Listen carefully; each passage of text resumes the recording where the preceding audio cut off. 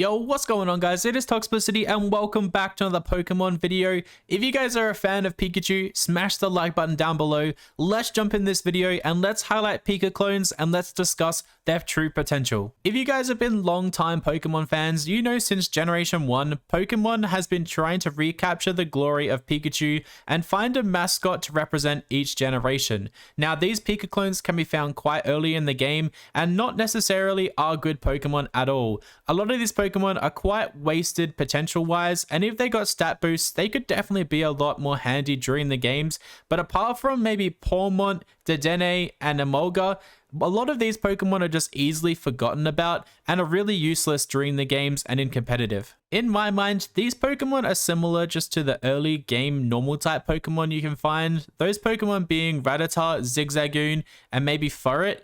But these Pokemon, the Pika clones, should be a little bit more exclusive. They should be harder to find, give them a little bit of a stat boost, make them a little bit more sought after, and maybe they'd get more use during the games and be a better representation of the mascot Pikachu. Apart from Scarlet and Violet introducing us to Pawmi, which is the first Pika clone to evolve since Pikachu, it evolves into Pawmo and Pawmont, while Pikachu obviously has a pre-evolution Pichu and the evolution of Raichu.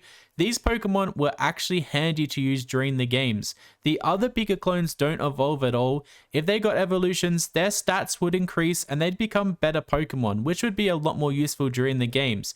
Pawmont was a great example of a Pika clone gone right. A lot of people during Scarlet and Violet used this Pokemon on their team and they kept it the whole way through to finishing the game. A lot of people during the early games used Raichu on their teams because Raichu was a great Pokemon for the games. The rest of these Pokemon aren't so much good Pokemon, and I believe if they did get an evolution or get a regional form or a stat boost, a lot more people would use them. The only exception on this list as a Pokemon that I did use during my gameplay of a game was Emolga during Generation 5, and that was because it's an electric and flying type. Now since Emolga, we have had dual type Pika clones, which has given them a little bit of a buff, but since Emolga, a lot of them have just been forgettable, and previously before Emolga, the only Pokemon I would see to remember and try and catch it during the games is a Pachirisu, just because I really like Pachirisu's design and its shiny is super cool. Plusle and Minun were such a letdown that they could easily just be forgotten off this list and no one would blink an eye.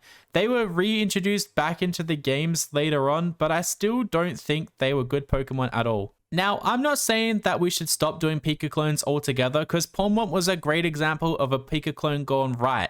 We just have to focus on what made Pawmont so good and try and recreate that moving forward.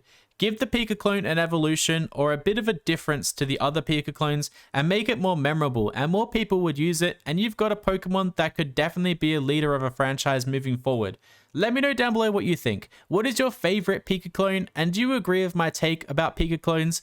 I don't think many people will, but this is just a unique video that I wanted to put out there. Thank you guys so much for watching. I'll see you guys on the next one.